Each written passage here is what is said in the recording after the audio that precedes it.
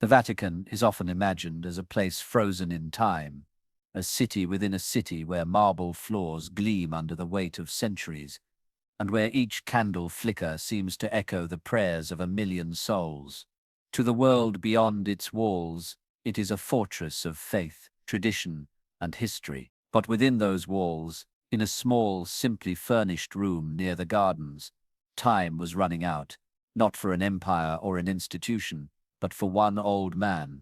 Pope Francis lay in his bed, his frame thinner now, shoulders slightly stooped beneath the weight of years and responsibility. His white cassock, once pristine and stiff with ceremony, hung softly against his frail form, like a robe worn by time itself. His breathing was slow, but even, his hands resting on his lap, fingers occasionally tracing the edge of his rosary beads. The room was quiet, but not empty, quiet in the way a chapel falls silent after the last Amen, holding within it the hush of something sacred. Outside his window, the Vatican gardens whispered in the early evening breeze. Olive branches trembled faintly, their silver-green leaves catching the dying light of a Roman sun. Beyond the trees, the ancient stone walls of the city stretched upward, crowned by the dome of St. Peter's Basilica, shimmering gold against the fading sky. The corridors outside were thick with muted activity. A Swiss guard in ceremonial uniform, a tall, broad-shouldered young man with dark hair and a polished breastplate, stood at attention, his face composed but his eyes occasionally flickering toward the Pope's door. Inside, Sister Amelia moved softly about the room, a woman in her late 50s, with kind brown eyes, light olive skin, and silver streaks running through her dark hair. She adjusted the linens with gentle care. She had been by his side for years, a quiet devotion, a thread woven into the Pope's days. Francis opened his eyes, his gaze drifting toward the window. He watched the garden, not as a man looking out at his possessions, but as a soul reaching for one last moment of beauty, of peace. The world beyond the walls might have been preparing for a future without him. Cardinals gathering, papers waiting for signatures, whispers in corridors. But Francis felt no hurry. His thoughts were not on succession or legacy. They were on Matteo. The name stirred in his chest like a soft bell. Matteo, a name no one else in this place would have thought to whisper in these final hours. Not a prince of the church, not a brother in faith. Matteo was a creature from the margins, a dog, a mutt by any worldly measure. But to Francis, Matteo was no mere animal. He was a companion, a living symbol of the love Francis had spent his life trying to teach, the love that crossed barriers of status, language, and species. He turned his head towards Sister Amelia, his voice a whisper so soft it was nearly lost in the folds of the bedding. "Bring him," Francis said. Sister Amelia leaned closer, her brow furrowing gently. "Your Holiness." Francis's lips moved again, his voice faint but sure.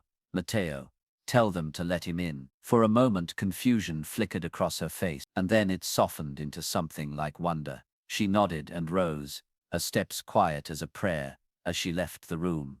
The gardens stretched beyond the apostolic palace, alive with the sound of rustling leaves and the faint trickle of old fountains. Matteo had been there all day, his thin body curled under the oldest olive tree. He was a German shepherd mix, his tan and black coat rough and patched in places, one ear slightly bent, a limp in his right hind leg that told of some long-forgotten injury. His eyes, a warm amber, were fixed on the palace doors, as if he already knew what no one had yet told him. Sister Amelia appeared at the garden's edge, a figure silhouetted against the lantern glow. She raised a hand, not to call him, but almost to bless the air between them. "Come, Matteo," she whispered, though the words were more for herself. A young seminarian, a thin, pale man of about 20 with short blonde hair and nervous eyes, hurried across the grass to the Swiss guard. There was a moment's hesitation, an exchange of uncertain glances, but then the guard stepped aside.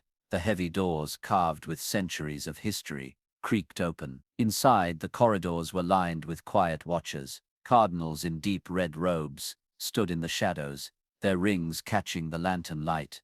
A nun paused with a tray of tea. A gardener leaned briefly on his broom. All watched as Matteo limped into the palace. His paws clicked softly on the marble floor, echoing down the hall like a heartbeat. His head was low, his tail still, but his eyes were steady, fixed ahead. Those who saw him said it was as though love itself had taken on legs and was walking through the heart of the Vatican, past power and protocol, towards something far more eternal. In his bed, Francis closed his eyes, a small smile touching his lips. He knew Matteo was coming. The Vatican, for all its grandeur, had grown unusually still. The usual rhythm of quiet footsteps, whispered conversations, and soft closing doors had slowed as if the entire city-state was holding its breath. Word had spread through the stone halls and marble courtyards. The Holy Father was fading.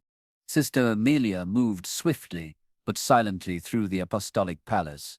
As she crossed the long corridor lined with portraits of popes, her heart tightened. She had been with Francis through so much: the meetings, the masses, the moments of laughter and simple meals. But nothing felt heavier than this moment. As she approached the papal chambers again, she felt the eyes of every figure she passed: the guards, the staff, the visiting clergy, but none asked questions. They all knew. Inside the room, Francis had not moved from his bed. His breathing was thin, a soft rise and fall beneath the white blankets. His skin, once glowing with the warmth of an outdoorsman, had faded to a pale translucence. His fingers, knotted with age, rested lightly on the edge of the mattress. His gaze drifted now, not toward the grand crucifix on the wall, but toward the window where the last light of day poured through, a golden, forgiving glow. He was not afraid. There had been a time when fear was a companion, when he was a young priest walking through the slums of Buenos Aires, when he spoke out against injustice, when he became a bishop and felt the crushing weight of responsibility. But that was long ago. Now, at the edge of the unknown, he felt only peace and a yearning for one last moment of love, unshackled by ceremony. In the gardens, Matteo moved carefully through the grass, his limp noticeable but his determination unwavering. The moment the heavy palace doors had swung open, the old shepherd mix had seemed to understand. His ears had lifted slightly, his eyes fixed on the threshold. There was no need for calling or coaxing. Matteo knew. The Swiss guards, tall, stoic men in blue and yellow uniforms, their halberds glinting under the lantern light, stood aside, silent. The young seminarian, cheeks flushed, stepped back respectfully. Matteo passed through as if on a pilgrimage of his own. Sister Amelia watched from the palace steps, her hands pressed together at her chest. She had always believed in miracles, though not necessarily the ones people lined up to pray for. To her, miracles were often quiet, the return of hope in a grieving heart, the sudden strength in a tired body, the peace that settled over a soul facing death. And tonight, a miracle was walking on four legs through the Vatican corridors. Inside, Francis stirred slightly. His eyelids fluttered. His breath caught on a whisper. Matteo. The name hung in the air like incense. The room had grown even more hushed. Cardinals in deep crimson robes gathered at a distance, murmuring among themselves. One of them, Cardinal Giannetti, a tall man with pale skin, sharp features and thin silver hair, stepped forward slightly, his brow furrowed. Your Holiness, shall we continue the prayers? Francis's lips curved into a faint smile, barely visible but unmistakably kind. Not yet, he murmured. Sister Amelia stepped inside just then, her brown eyes bright with unshed tears. She gave a small nod to the Holy Father. He's coming, she whispered. The sound of Matteo's paws against the marble floor echoed softly down the corridor. At first it was barely noticeable, a faint tapping like the ticking of an old clock in a vast cathedral. But then as he drew closer, it became the sound everyone waited for, the proof that love, in its simplest form, was approaching. Francis's eyes lifted toward the door. For a moment the decades seemed to fall away from his face. The weight of papal authority, the burden of guiding a billion souls, the strain of navigating a fractured world, all of it dissolved. Here he was no longer the Pope. He was simply a man, waiting for his friend. As Matteo appeared in the doorway, A ripple seemed to pass through the room. The tension in shoulders softened. The air seemed less heavy. Matteo paused just for a moment, his amber eyes scanning the unfamiliar faces, the polished floors, the flicker of candlelight, and then, as if pulled by an invisible thread, he limped across the threshold. Francis's lips parted, and with a trembling hand, he reached toward the side of the bed. Matteo did not rush. He did not whine or leap. With the dignity of a creature who understood far more than words could express, he approached and lowered himself carefully beside the bed. His head came to rest near the Pope's hand, his eyes half closed, his breath slow and steady. Francis's fingers brushed the rough fur, lingering over the old scars, feeling the pulse of life beneath them. His eyes, once clouded with fatigue, brightened with a quiet joy. "There you are," he whispered. The room held its breath. Sister Emilia stepped back, blinking rapidly against the sting in her eyes. Cardinal Giannetti folded his hands, bowing his head without a word. Even the Swiss guards at the door seemed moved, their rigid posture softening ever so slightly. Outside, the evening deepened into twilight. The bells of St. Peter's tolled the hour, a low, resonant sound that rolled over rooftops and cobblestones, through alleyways and gardens, and into the stillness of the Pope's chamber. But inside, no other sound mattered. Only the quiet breathing of an old man and his dog, two lives woven together by nothing more and nothing less than the unspoken bond of love. The Vatican, at this hour, was usually a place where only the whispers of prayers and the shuffling of monks' sandals filled the air. But tonight, the entire apostolic palace seemed to listen. Word of Matteo's approach spread like ripples through still water. The guards at the main doors exchanged glances. The staff in the kitchens paused their work. Even the marble saints on their pedestals seemed to lean in, as if curious to witness the unfolding moment. Inside the papal chamber, Francis's fingers rested lightly in Matteo's fur, his hand trembling slightly with each stroke. It was as if the act of touching this old companion anchored him to the world just a little longer. Sister Emilia, standing near the window, pressed a hand to her chest, watching in reverent silence. Cardinal Giannetti, usually firm-faced and watchful, now found his eyes softening, his shoulders relaxing. No words were needed between them. They all understood that something far beyond protocol was taking place. It hadn't always been like this. Months ago, when Francis had first spoken the name Matteo, few in the Vatican knew whom he meant. Matteo was not a priest, not a bishop, not a visiting dignitary.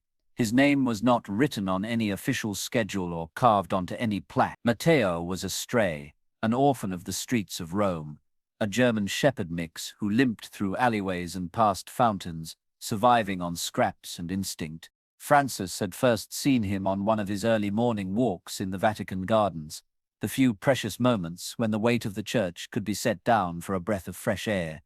The Pope, dressed in a plain white cassock and worn leather shoes, would often slip away before sunrise, leaving the formalities behind as he wandered through olive groves and rose-lined paths. He sought something there, something older than tradition, something closer to the heart of God. And one dawn, as the mist curled low over the cobblestones and the air smelled of wet stone and jasmine, Francis had seen him. Matteo was a thin figure then, little more than ribs and shadows, crouched near an old stone fountain. His coat was patchy, his right ear flopped at an odd angle, his leg dragging slightly as he limped through the grass, his eyes wide, amber, and full of old wounds, fixed on Francis with a mix of fear and fierce hunger. The Pope had paused, his breath clouding faintly in the cool air. He didn't call for help. He didn't summon the guards. He simply knelt, ignoring the creak in his old knees, and held out a hand. "Buongiorno, amico," he murmured softly. "Good morning, my friend." Matteo didn't move closer, but he didn't run away either. Francis reached into his pocket, pulling out a small piece of bread, saved from breakfast. He placed it gently on the ground, then backed away, lowering himself onto the edge of the fountain. And so it began. Each morning afterward, Francis returned to the same place. And each morning Matteo waited, first at a cautious distance, then a little closer, then close enough to take the bread without flinching. The guards learned to leave extra bowls of water near the garden paths. The gardeners left bits of food tucked behind flower pots. Matteo never wore a collar. He never lived indoors, but over weeks and months he became as much a part of the Vatican as the chimes of the bells or the scent of incense after Mass. Back in the present, as Francis rested with Matteo beside him, Sister Emilia remembered those mornings well. She had watched the transformation quietly, never interfering, only marveling at the quiet revolution taking place beyond the walls of protocol. Where others saw a stray, Francis saw a soul. Where others dismissed, Francis embraced. Cardinal Giannetti, once a skeptic of this strange companionship, now understood. His eyes flicked to the Pope's pale face, then to the dog's tired body, curled so trustingly at his side. He exhaled slowly, shaking his head with the faintest smile. The other cardinals remained at the doorway, whispering among themselves. "Can you believe it?" one murmured, his voice thick with emotion. "A street dog," another added softly. "And yet look at him." But no one moved to interrupt. As the night deepened, the Vatican's great dome shimmered silver under the stars.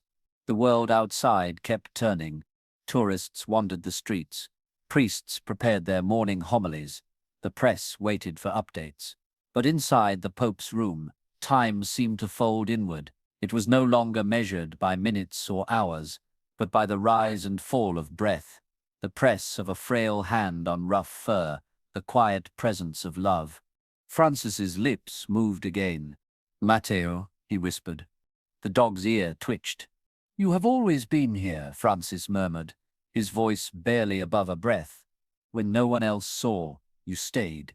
Sister Emilia felt her throat tighten, her eyes misting over. She reached quietly for her rosary, fingers slipping over the beads, as she offered a silent prayer, not just for Francis, but for this holy moment that no words could fully capture. And so, in a room where popes had once met kings, where decrees had been signed and councils held, an old man lay beside an old dog, and together they wrote a story into the Vatican's history that no marble statue would ever tell. The heavy wooden doors of the Apostolic Palace were rarely opened except for cardinals, diplomats, or heads of state. Yet, tonight, they swung wide for a creature no one had ever expected to see walk its polished halls. Matteo stepped over the threshold, paws clicking softly on marble worn smooth by centuries of processions and pilgrimages. His amber eyes were wide, flicking from the candlelit walls to the carved ceilings above. To the world outside, he was a limping stray dog. But inside these walls, at this moment, Matteo was something more, a quiet challenger to power, a symbol of love breaking through tradition. The Swiss guards stationed at the entrance watched in stunned silence. One of them, a young man with broad shoulders, dark skin, and tightly curled black hair under his plumed helmet, slowly lowered his halberd. His blue and yellow uniform gleamed under the torchlight, but his gaze was soft. Another guard, older, with graying hair and deep-set eyes, gave a faint nod, his lined face creasing into something almost like a smile. No one stopped Matteo. No one could. Sister Emilia followed several steps behind, her habit brushing against the stone floor, her hands clasped tightly in front of her chest. She watched Matteo move forward with a kind of awe, as if witnessing a miracle in motion. To her, this was not just a dog. This was love answering love. A summons that needed no translation, no explanation. In the hallways, murmurs stirred. Two young nuns in white habits peeked from behind a carved doorway, their eyes wide with wonder. A gardener, a stooped old man with dark olive skin and a cap dusted with soil, paused with his broom, pressing a hand to his heart. A visiting priest, middle-aged with sharp features and a worried brow, lowered his head respectfully as Matteo passed. As the old dog made his way through the palace, memories stirred. In the months since Matteo had first wandered into the Vatican gardens, his presence had become part of the daily rhythm. The cooks in the kitchen, left scraps near the garden gate. The guards made sure the side door was unlatched each morning. And always, without fail, Matteo found his way to the Pope's side, not because he was called, but because he chose to. Francis never forced him. That was the beauty of it. In a world of orders, rituals, and commands, Matteo was a creature of free will. He came because he wanted to. He stayed because he understood. Tonight, that understanding reached its final test. The corridors grew narrower. As Matteo approached the Pope's chambers, the scent of incense hung in the air, mingling with the faint aroma of candle wax. The soft chanting of evening prayers drifted from the chapel nearby. Cardinal Giannetti stood outside the Pope's door, his thin hands folded before him. His silver hair gleamed under the lantern light, his crimson robes flowing elegantly to the floor. As Matteo approached, Giannetti's sharp gaze softened, his lips parting in surprise before settling into a thoughtful line. Without a word, the cardinal stepped aside. Inside, Francis stirred again. His eyelids fluttered open, his breath rasping softly in his throat. He felt the air shift, the faint echo of paws on marble, the unmistakable presence of a soul he knew better than any court official. Sister Emilia entered the room, her voice gentle but trembling. "He's here, Holy Father." Francis's mouth curved into a weary but unmistakable smile. "Let him in," he whispered. The moment Matteo crossed the threshold, something in the room changed. The air grew lighter, as though centuries of protocol melted away, leaving only the essentials: life, love, presence. Matteo paused, nose twitching, then slowly approached the bed. His limp was more pronounced now, age and old injuries making themselves known, but his determination never wavered. He reached the bedside, looked up once into Francis's face, and then, with a soft huff of breath, lowered himself carefully to the floor. His head came to rest beside the Pope's hand, his body curled protectively against the wooden frame. The cardinals watching from the doorway fell silent. Sister Emilia felt her knees weaken. She sank into the chair near the window, pressing a hand to her mouth to hold back the wave of emotion threatening to rise. Francis's fingers, frail and thin, drifted down to Matteo's head, brushing lightly over the coarse fur, pausing over the old scars. "Grazie, Matteo," he whispered. "Thank you." There were no cameras in the room, no news flashes, no speeches, just a man, a dog, and the quiet beating of two hearts in sync, one nearing its end, the other keeping watch. Outside, the bells of St. Peter's tolled softly, their chime rolling across rooftops and courtyards into alleyways and marketplaces, announcing to the world that another hour had passed. Inside, time no longer mattered. The young Swiss guard outside the door drew a slow breath, his eyes glistening as he stared at the scene within. The older guard beside him placed a gentle hand on his shoulder. "Remember this," the older man murmured. "This is what matters." Farther down the hall, the nuns resumed their quiet prayers. The gardener leaned on his broom, wiping at his eyes with the back of his sleeve. Even the most hardened staff, men and women, accustomed to the weight of power and tradition, felt something shift within them that night. It was not the grand gestures they would remember. It was the sight of a limping dog, answering a final call with steady steps and unwavering love. The marble beneath Matteo's paws was cool and smooth, polished by the passage of time and centuries of solemn footsteps. But Matteo walked as if he had always belonged here, not with the stiff formality of the cardinals or the measured precision of the Swiss guards, but with a quiet, patient dignity all his own. Every step of his uneven gait echoed through the grand corridor, each tap of his claws against the floor a reminder of the journey he had made from the alleys of Rome to the gardens of the Vatican, and now into the very heart of its most sacred chamber. Sister Emilia followed at a respectful distance, her heart pounding in her chest. She kept her eyes fixed on Matteo, watching the gentle sway of his body as he moved, the slight tilt of his head as he passed the glowing lanterns, the faint lift of his ears as the hushed murmurs of the palace faded into silence. It was as if The building itself had fallen quiet to honor this moment. Behind them, the palace seemed to hold its breath. The young Swiss guard by the door pressed his lips together, his eyes wide as he watched Matteo disappear down the corridor. The older guard beside him murmured a quiet prayer under his breath. The lines of his weathered face softening, two young nuns watched from a doorway, their fingers entwined tightly in shared amazement, their white habits glowing faintly in the lantern light. Further down, a priest in a dark cassock crossed himself silently, eyes lowered in reverence, as Matteo limped past. Matteo's body told the story of every hardship he had endured, the thin patches in his coat, the scars along his flank, the limp that had never fully healed, but none of that seemed to weigh him down now. His eyes were clear, his steps purposeful. There was no fear in him, no hesitation. He had been called, and he was coming. Inside the papal chamber, Francis stirred again.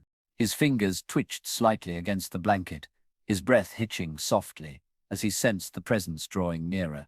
His eyes fluttered open, cloudy but still bright with a flicker of recognition. Sister Amelia slipped quietly into the room, her heart full, her voice barely a whisper.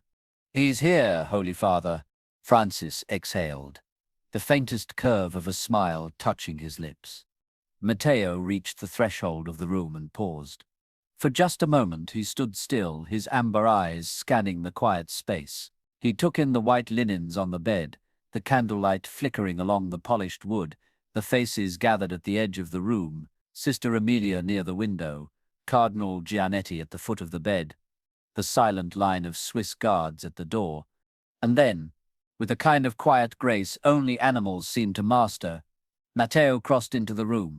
The Pope's fingers reached out, trembling as they hovered just above Matteo's head. With a slow, careful motion, Matteo lowered himself to the ground, folding his thin body against the bed frame, resting his head near Francis's outstretched hand. He gave a single, soft huff of breath, a sound not of complaint, but of presence. His tail gave one small thump against the floor. Francis's fingers brushed the coarse fur, following the path of old scars, lingering at the warm, steady rise and fall of Matteo's chest. "You came," Francis whispered, his voice barely a thread of sound. Sister Amelia turned away, pressing a hand to her lips to hold back the tears threatening to spill over. Even Cardinal Giannetti, usually so composed, bowed his head slightly, his hands clasped tightly in front of him. In that moment, the Vatican, with all its marble and gold, its centuries of tradition and layers of power, seemed to fall away. What remained was something older, simpler, a man preparing to leave this world, and the creature who had chosen to stand by him until the very end. Outside, the moon had risen over Rome, casting silver light over the rooftops, the courtyards, the ancient stones of the Vatican walls. In the gardens, the fountains murmured softly, their voices mingling with the distant hum of the city beyond. Inside, the only sound that mattered was the soft, even rhythm of two lives breathing side by side. Matteo shifted slightly, tucking his nose closer to the Pope's hand. Francis's eyes slipped shut, a peaceful exhale drifting from his lips. The guards at the door straightened but made no move to intervene.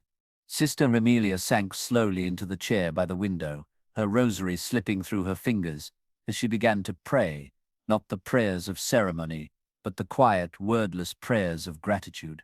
For years, Francis had preached about love without boundaries, about the dignity of every life, about the need to bend low to meet the broken and the lost. And now, in these final hours, his life was bearing its last and perhaps most powerful witness. Not in a speech, not in a cathedral, but in the quiet companionship of a dog who refused to leave his side. As the night deepened, the Vatican grew even more silent. The air in the papal chambers was still, holding the weight of a farewell that needed no words. And at the heart of it all, an old man and a battered stray remained together, teaching the world one last time that love, true love, does not ask for titles or pedigree or promises. It simply stays. The air inside the Pope's chamber was thick with quiet, the kind of quiet that comes just before dawn or just after a long prayer. It was the quiet of waiting, of knowing, of preparing to say goodbye. Francis lay with his eyes half closed, his face pale but serene, his white cassock loose over his thin frame. The soft glow of candlelight flickered across the stone walls, reflecting in the polished wood of the bed frame and the delicate silver cross resting on the nightstand. Matteo was there now, fully arrived. He had pressed himself close against the side of the bed, his thin body curved like a question mark, his breathing slow and steady. The rise and fall of his chest matched the Pope's, as if their two lives had fallen into rhythm for this final vigil. Sister Emilia sat near the window, her rosary clutched lightly in her fingers, though no words passed her lips. She had long since abandoned formal prayers. Now she prayed only with her presence, with her breath, with the silent tears that sometimes welled at the corners of her eyes. Cardinal Giannetti stood near the foot of the bed, his tall figure silhouetted in the candlelight, his silver hair glinted faintly, his sharp features softened by the moment. For once his hands were not folded in authority but relaxed at his sides, his head bowed in quiet witness. Outside, the bells of St. Peter's had finished their hourly song, leaving only the faint sounds of the city drifting through the open window, the murmur of distant voices, the whisper of a passing breeze. Francis stirred, his eyelids fluttering. With a breath that trembled but did not break, he shifted his fingers, searching, and there, without needing to look, his hand found Matteo's head. The Pope's frail hand brushed over the dog's rough fur, over the old scars, over the ear that would never quite stand straight. His fingers lingered there, not in possession, but in blessing. "You," Francis murmured, voice barely more than a breath. "You stayed." Matteo did not move. He needed no command, no reassurance. He had been called, and now he was here. That was enough. For all the rituals the Vatican had known over the centuries, the coronations, the declarations, the processions through marble halls, none of them held the quiet power of this moment. One man preparing to meet his God, and the battered stray who simply refused to leave his side. Sister Emilia pressed a hand to her mouth, feeling her chest tighten with the ache of beauty and sorrow intertwined. She had seen births and deaths, miracles and heartbreak, but this was something beyond all of it. She whispered softly, almost to herself, "Thank you, Matteo." In the doorway, the two Swiss guards watched in respectful silence. The young one, with his dark skin and short black curls, blinked hard, a tear threatening to escape. The older guard, silver-haired and calm, placed a gentle hand on his shoulder. "Remember this," the older man murmured.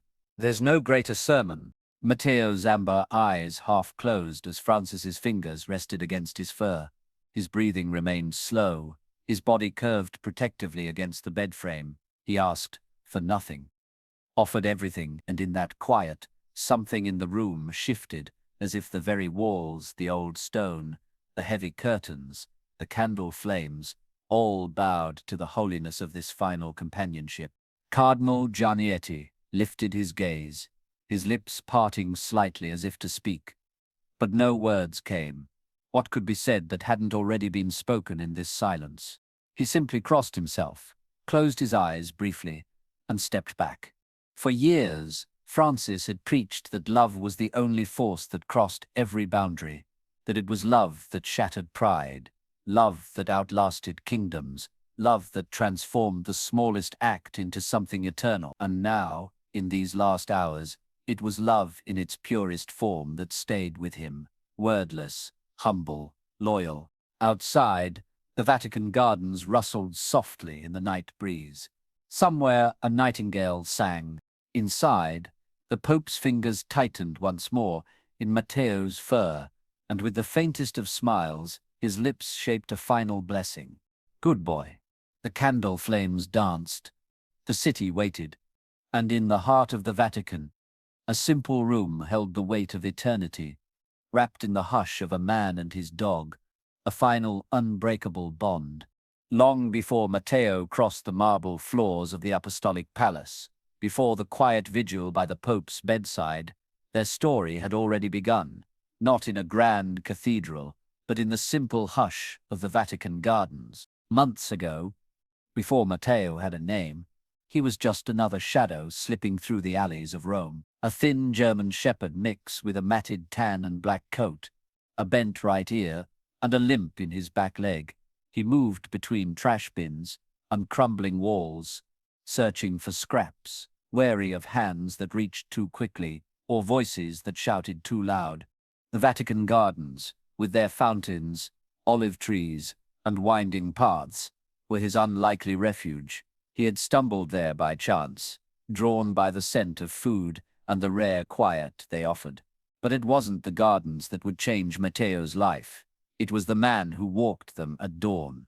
Francis had always preferred the early mornings, when the air was cool, the marble damp with dew, and the rising sun painted gold across the ancient stone. Dressed in his simple white cassock, sturdy brown shoes, and sometimes a knitted grey scarf against the chill, the Pope slipped away from the formalities of palace life to walk among the roses, the olive trees, and the hidden corners of the garden. It was on one such morning that Francis first saw him. Matteo was crouched near a crumbling wall, half hidden behind a bush, watching with wide amber eyes. His ribs showed under his patchy coat. His paws were caked with mud, and the tip of his tail twitched anxiously. Francis paused. He didn't call for the guards. He didn't wave his hands or speak loudly. He simply crouched, his knees creaking with age, and lowered himself onto the cold stone bench nearby. From his pocket, he drew a small piece of bread, torn from his breakfast. He set it gently on the ground, not too close, and leaned back with a soft, almost invisible smile. For minutes that stretched long and quiet, nothing happened. Matteo didn't move. Francis waited. And then, as the sun climbed a little higher and the mist thinned over the garden, Matteo inched forward, one trembling paw at a time, muscles taut with old fear. He stretched his nose toward the bread, snatched it, and darted back behind the bush. Francis said nothing. He only watched, his eyes soft, a flicker of joy rising in his chest. From that day on, it became their ritual. Every morning Francis left his quarters just after dawn, a small piece of bread tucked in his pocket. Every morning Matteo appeared, at first watching from a distance, then creeping closer, then, at last, sitting just a few feet away, his amber eyes bright with cautious trust. The gardeners began to notice. They left water bowls near the trees. The guards watched from a distance, smiling behind their stoic faces. The palace staff whispered among themselves, calling Matteo the Pope's stray. But to Francis, Matteo was never just a stray. He was a reminder. Francis had spent his life preaching about the forgotten, the overlooked, the ones left behind. And here, in this limping, ragged dog, he saw the embodiment of everything he had tried to teach: dignity without condition, worth beyond appearances, love that needed no title. It was Francis who named him. Matteo, he whispered, one morning, his breath visible in the chill. Gift of God. The dog tilted his head, one ear flopping to the side as if tasting the sound. Weeks turned into months. Matteo's coat grew shinier, his limp softened, his ribs faded under a thin layer of muscle. More importantly, his eyes changed, from wide and fearful to watchful, curious, even gentle. He no longer darted away when Francis approached. He stayed, and in staying he taught a lesson deeper than any sermon. Francis would sit on his bench, sometimes with rosary beads slipping through his fingers, sometimes in silent thought, sometimes just watching the sun rise over the garden. Matteo would lie nearby, curled in the grass, his head resting on his paws, eyes half closed in the peace of simple companionship. The Pope's staff learned to expect Matteo at every dawn. "He's part of the household now," Sister Emilia once said with a quiet smile, watching from the window as Matteo leaned into the Pope's touch, tail thumping softly in the grass. Not everyone approved. Some of the cardinals whispered that it was unbecoming, a stray dog wandering the gardens of the Holy See. They raised concerns about image, about rules, about dignity. But Francis, ever the shepherd more than the prince, paid them no mind. He belongs, he told them simply, and with that, the matter was settled. As the months passed, Francis grew thinner, his steps slower, his breath shorter, but every morning, no matter how weak he felt, he asked to be taken to the garden. And every morning, Matteo was waiting. Now, as Matteo lay by the Pope's bed, the memories hung in the air between them, the mornings of bread and sunlight, the afternoons of quiet prayers, the evenings of silent, steady presence. Francis's fingers brushed over Matteo's fur, and for a moment the old man was no longer the leader of 1 billion souls, no longer the successor of Peter or the Bishop of Rome. He was just Jorge, the man who had once bent low to feed a frightened dog, who had built a bridge not with words but with presence. And Matteo, the stray with no pedigree, no home, no claim to power, had become the Pope's greatest teacher. The transformation had been gradual, so quiet that most in the Vatican barely noticed it at first. But Sister Amelia saw it. The gardeners saw it. The young Swiss guards, still finding their place in the grand machinery of the church, saw it most of all. Matteo, once a frightened shadow darting along the edges of the garden walls, had become something steady, something sure. In the beginning, Matteo flinched at sudden sounds, the clang of bells, the barked orders of guards, the shuffle of hurried feet. He would slip behind rose bushes, crouch low beneath the olive trees, his body trembling as if ready to bolt at the first unkind word. But time and love worked quietly on his spirit. Every morning, as the Pope appeared in the garden, Matteo would edge a little closer, first from 10 paces, then 5, then at last close enough to brush his nose lightly against the Pope's knee. Francis, always patient, never hurried this dance. He understood instinctively that trust was not something seized. It was something given, slowly, like the bloom of a flower under gentle sun. The Vatican staff played their own small roles in this unfolding story. The gardeners began to leave bowls of clean water near Matteo's favorite resting places. They stopped shooing him away from the hedges and began speaking to him in quiet tones as they worked. In the kitchens, the cooks wrapped small scraps in cloth, pieces of chicken or crusts of bread, and passed them to Sister Amelia with knowing smiles. She, in turn, would carry them into the garden, slipping them near Matteo's path. The young Swiss guards, usually expected to hold stern discipline, found themselves watching for Matteo during their night rotations. They would glance down as the dog limped past, offering a subtle nod or a whispered greeting, "Buona notte, Matteo." But it was Francis who taught the greatest lesson. He never tried to make Matteo his. There was no collar, no leash, no command. Francis allowed the dog to remain who he was, a creature of freedom and choice. It was this respect, this space to simply be, that allowed Matteo to blossom. The scars on his flank remained, his limp never fully healed, his ears never quite matched. But in Francis's presence, Matteo became something the world had never allowed him to be before: safe. The change was not just in Matteo.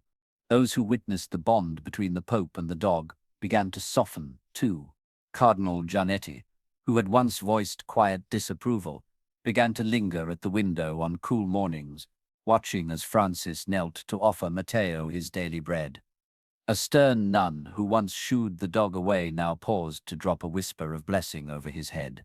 Even visitors to the gardens, dignitaries, clerics, pilgrims, would lower their voices when they saw the pair together, as if recognizing a living parable unfolding before their eyes. Matteo taught the Vatican something it hadn't realized it was missing. In a place of ceremony, he brought simplicity. In a place of power, he brought humility. In a place of doctrine, he brought the oldest gospel of all, the gospel of presence.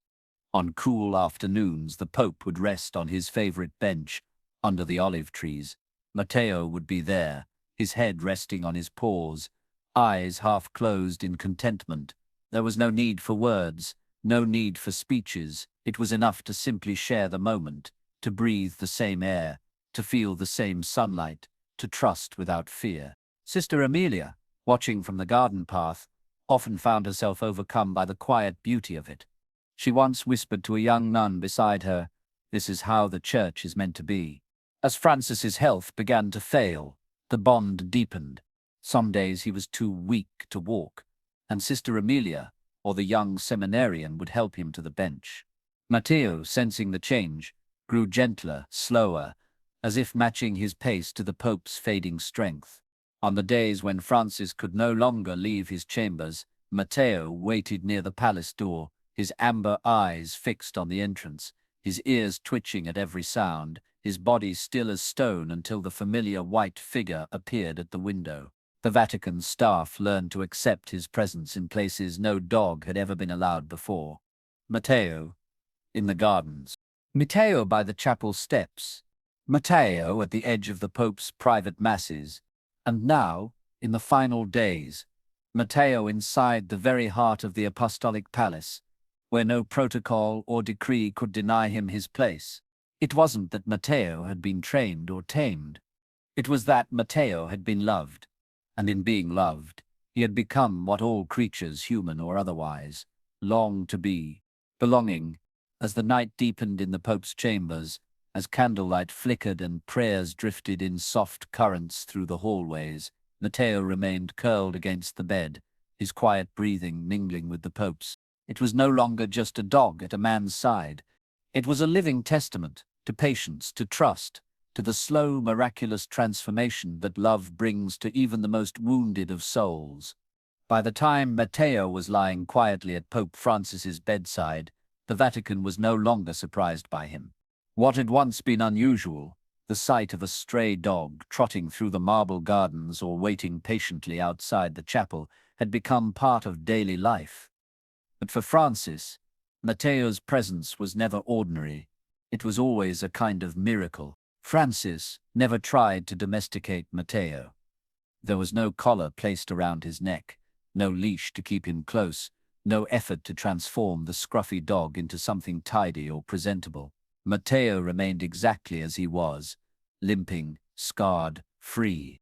And that, Francis understood, was the beauty of it. He didn't want Matteo's obedience. He wanted his presence. In a world obsessed with control, Francis had long preached the opposite. The power of surrender, of meeting people and creatures where they are, not where we expect them to be. With Matteo, he lived that truth. Sister Amelia often reflected on it as she watched them together. There were no demands between the Pope and Matteo. No expectations, no performances. There was just the quiet companionship of two beings who had chosen each other, morning after morning, evening after evening. Matteo became more than just a dog in the gardens. He became a kind of teacher. He taught the gardeners patience as they learned to work with a curious animal underfoot. He taught the guards gentleness as they softened their watchful eyes when Matteo limped by. He taught the staff humility, showing them that the simplest of lives could carry the greatest dignity. And most of all, he reminded the Pope, day after day, of the gospel he had preached all his life. That love, at its heart, is not about worthiness or achievement. It is about showing up. As Francis's health waned, Matteo's watchfulness deepened. On days when Francis was too weak to leave his chambers, Matteo waited outside, his body curled in a patch of sunlight, his eyes fixed on the windows above. He refused food until he saw the familiar white cassock moving behind the curtains. When Francis appeared at the garden door, even if only for a moment, Matteo's tail thumped gently against the ground, his whole body relaxing as if a silent prayer had been answered. It was this quiet devotion that touched everyone who witnessed it. Cardinal Giannetti, once a man of sharp opinions and rigid rules, found himself standing longer at the window, watching Matteo with a softness that surprised even him. The young Swiss guards, hardened by their training, spoke of Matteo in hushed tones, as though he were a living saint. The palace staff found themselves moving more quietly, more carefully, when Matteo was near, as though they too were learning the rhythm of gentle love. And yet, Matteo never asked for anything. He never begged, never demanded attention. He was simply there. In his presence, Francis saw a reflection of the divine, not in power, not in ceremony, but in the quiet miracle of unconditional love. Francis would often rest his hand on Matteo's head, his frail fingers brushing over the coarse fur, and whisper things only the dog could hear. "Good boy. Thank you. You stayed." These simple words carried the weight of a lifetime. To Francis, Matteo was not just a dog. He was a living parable, a reminder that the kingdom of God was not about thrones or crowns or titles. It was about the lost being found, the wounded being seen, the frightened being welcomed. On one quiet afternoon, as the sun slanted through the trees and the bells of St. Peter's rang softly in the distance, Francis turned to Sister Amelia with a faint smile. "He's taught me more sermons," the Pope whispered, "than I've ever preached." Matteo shifted at the sound of Francis's voice, his ears lifting slightly, his tail brushing once against the floor. Francis reached down, resting his palm on Matteo's back. "And the greatest of these," Francis murmured, "is love." That night, as Matteo curled beside the Pope's bed, the Vatican held its collective breath. The guards at the doors stood a little straighter, the staff moved a little slower, and in the quiet glow of candlelight, a man and a dog wove a story into the fabric of a place that had seen centuries of history, a story of love without conditions, presence without demands, and faithfulness without reward. Outside, the stars blinked over the rooftops of Rome. Inside, the heart of the Vatican pulsed to the quiet, enduring rhythm of love. Night settled softly over Rome, the city shimmering under a silver blanket of stars. Inside the Vatican, the hush deepened, as if the old stones themselves were holding their breath. In the papal chambers, the candle light flickered low, casting long, trembling shadows along the walls. Pope Francis lay resting, his breathing thin, his pale face calm beneath the soft folds of his white cassock. His frail fingers still rested gently on the coarse fur of Matteo, curled steadfastly at his side. Matteo was a quiet sentinel, his thin body curled against the wooden bedframe, his nose tucked near Francis's hand. His breathing was slow, a steady rise and fall that matched the old man's weakening chest. His amber eyes, half closed, flicked open every few minutes, as if to check that his companion was still there. The hours stretched long, and yet no one in the room stirred. Sister Amelia sat in a chair near the window, her pale blue habit soft in the candlelight. She gripped her rosary, but her lips no longer moved in prayer. Her prayer had become the silence itself, the hush of presence, the sacred ache of witnessing. Cardinal Giannetti remained standing at the foot of the bed, his sharp-featured face softened by shadow. His silver hair gleamed faintly, his crimson robes pooling at his feet. He had long since stopped reciting the official prayers, letting his folded hands and bowed head speak the language of reverence. In the doorway, the young Swiss guards stood watch, their ceremonial blue and yellow uniforms glowing faintly in the golden light. The older guard occasionally placed a steadying hand on the young man's shoulder when he saw him blinking too hard, fighting the sting in his eyes. Matteo didn't understand theology, tradition, or the weight of the moment. He only understood love. He understood the scent of the one who had knelt to feed him. He understood the touch of the hand that had never struck him. He understood the quiet presence of the man who had seen him, named him, and loved him when the world had walked by. And so, Matteo stayed. As the night deepened, the sounds of the city beyond the walls faded. Even the gardens seemed to quiet, the fountains whispering more softly, the olive trees standing still beneath the moonlight. The bells of St. Peter's tolled the midnight hour, a sound that usually rang out over a bustling city but now fell like a lullaby over a world holding vigil. Inside, Francis stirred faintly. His fingers brushed once more through Matteo's fur. A faint smile touched his lips, and he whispered, almost to himself, "You stayed." Sister Amelia closed her eyes briefly, a tear slipping down her cheek. Cardinal Genetti exhaled slowly, as though releasing a lifetime of striving in that single breath. The Swiss guards shifted quietly, shoulders squaring with quiet respect. Matteo gave a soft, contented sigh. He shifted just enough to press his head more firmly against Francis's hand, as if to say without words, "I'm here. I will not leave." In a world so often hungry for triumph, applause, and spectacle, this final vigil offered a different kind of witness. It was not the grand ceremonies, the processions, or the speeches that defined the heart of the church in this moment. It was this: an old man nearing the end of his days, a battered stray who had chosen to love without question, and the hush of a room transformed not by power, but by presence. Outside the window, the moon slipped behind a thin veil of clouds. The wind stirred faintly in the olive trees. Somewhere in the distance, a nightingale sang, a thin, bright note in the quiet of the night. Francis's breathing grew slower. Matteo's ears flicked gently. The Pope's hand, resting on the old dog's head, relaxed into stillness. Sister Emilia rose quietly, crossing herself, her breath trembling as she whispered a prayer. Cardinal Giannetti stepped forward, his tall frame bending slightly as he reached out to close the Pope's hand gently around his rosary. The young Swiss guard lowered his head. The older guard, without a word, placed a hand over his heart. And Matteo? Matteo remained exactly where he had always been, curled at the side of the man who had seen him, steady, faithful, present. It was the simplest of gospels, the quietest of homilies, and yet, in that room, it felt as if all the sermons ever preached had been distilled into a single act of love. In the days to come, the world would speak of Francis's final hours. They would speak of the cardinals, the officials, the prayers, but those who had been there would remember something deeper. They would remember the quiet breathing of a dog beside a bed. They would remember the simple, undemanding love that crossed all boundaries. They would remember the final vigil, when love, not power, held the last word.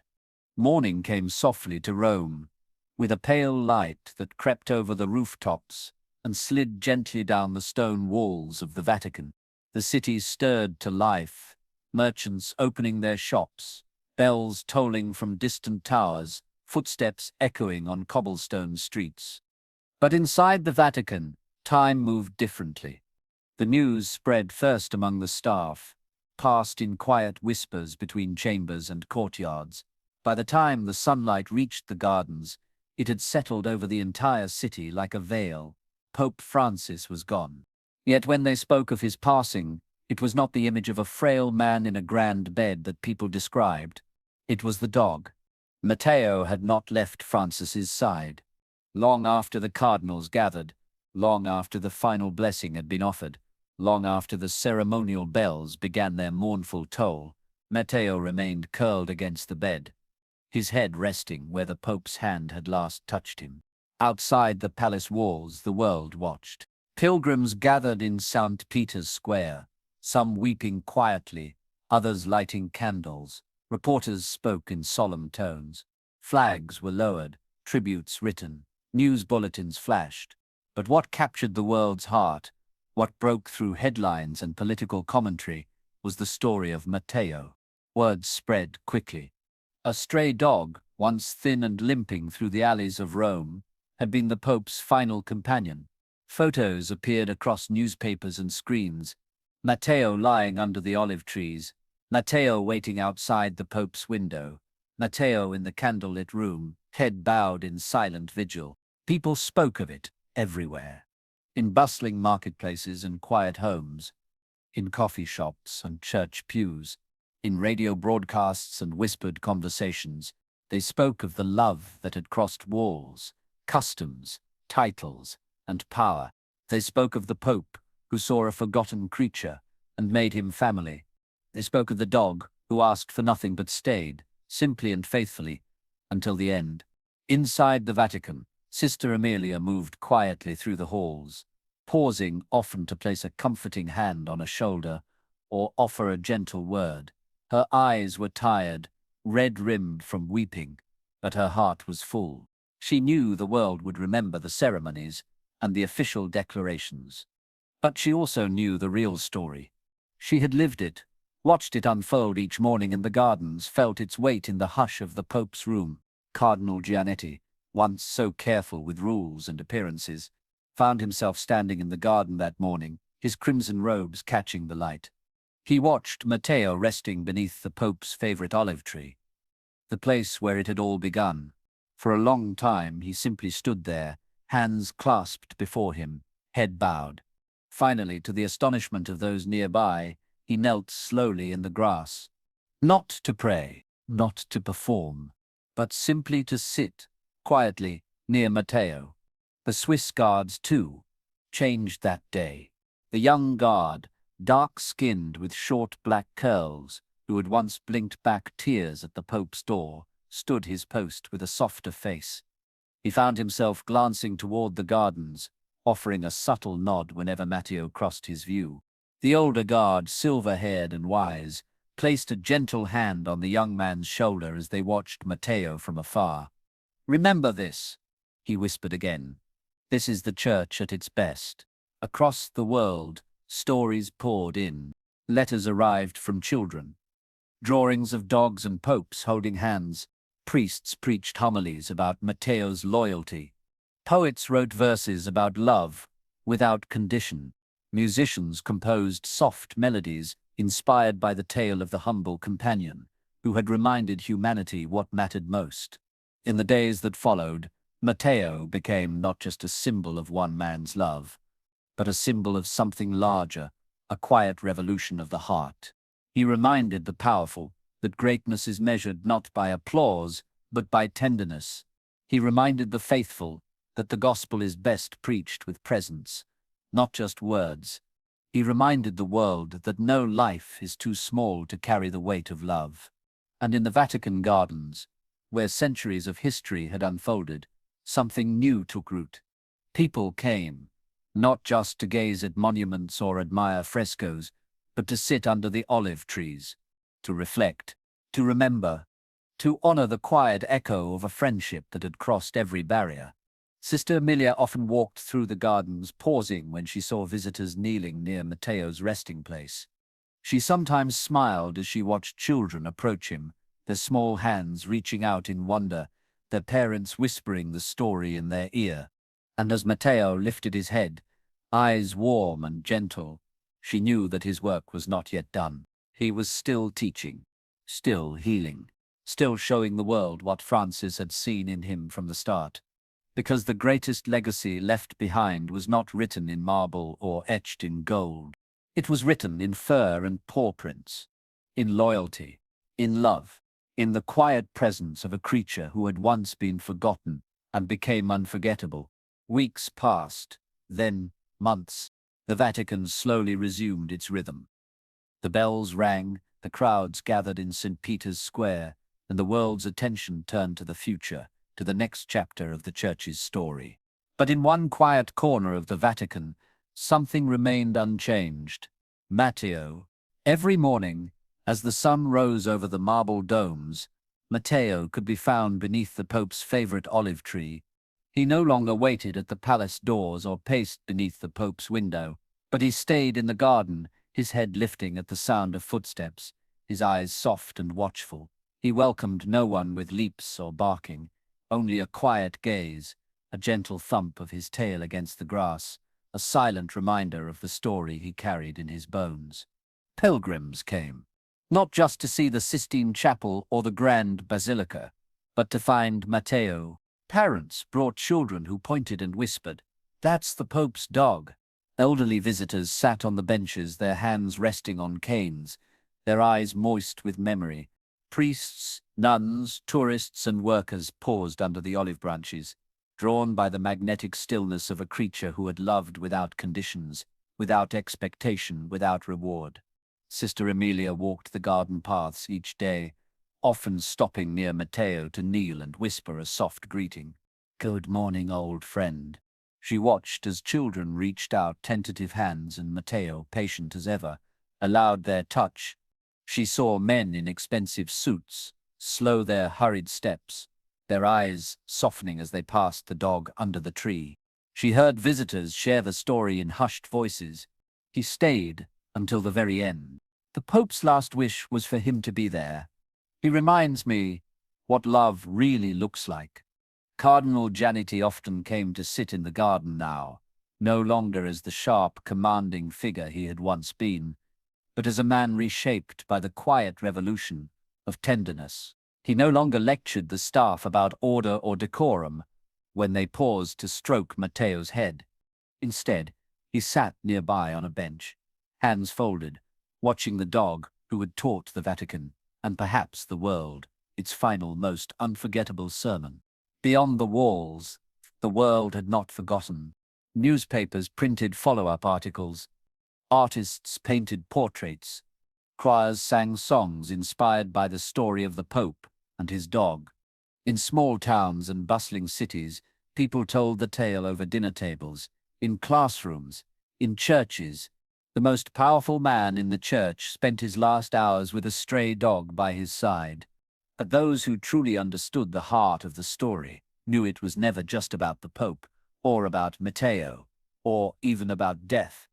It was about the kind of love that stays, the kind that asks for nothing but gives everything, the kind that shows up quietly, patiently, again and again. Sister Emilia often thought about Francis's last words to Matteo. You stayed. Simple. But in those words, a lifetime of teaching was distilled. Because in the end, the greatest acts of love are not the ones that make headlines. They are the ones lived out in silence, in small moments, in steadfast presence. A hand reaching for another. A creature waiting faithfully beneath a window. A heart that does not walk away. One evening, as the sun dipped low and painted the sky in streaks of pink and gold, Sister Emilia found Matteo lying beneath the olive tree. She knelt beside him, her knees pressing into the grass, and rested a hand lightly on his back. You did well, she whispered. You have carried his last blessing into the world. Matteo turned his head slightly, his amber eyes meeting hers, and in that gaze, Sister Emilia felt the echo of something holy. A reminder that no creature is too small to carry the weight of grace, that no act of love is ever wasted, that no life is too humble to leave a mark. As night fell, and the Vatican lights flickered on one by one, Matteo rested his head once more on his paws, breathing softly beneath the stars. And the world, if it had the ears to hear, might have caught the faint, enduring whisper that rippled through the olive trees and into the hearts of all who had been touched by the story. Stay. Love, be present. The Pope was gone, but the quiet gospel he left behind, the one written in paw prints and steady companionship, continued to move through the gardens, through the city, through the world. It called to each of us, inviting us to remember what truly matters, to see the unseen, to kneel for the wounded, to stay when it's easier to walk away, to love when there's nothing to gain. And beneath the ancient olive trees, under the soft blanket of Roman stars, Matteo kept his place, a humble preacher without words, reminding a watching world that sometimes the holiest messages come not in thunder or trumpets, but in the simple, enduring silence of love, made visible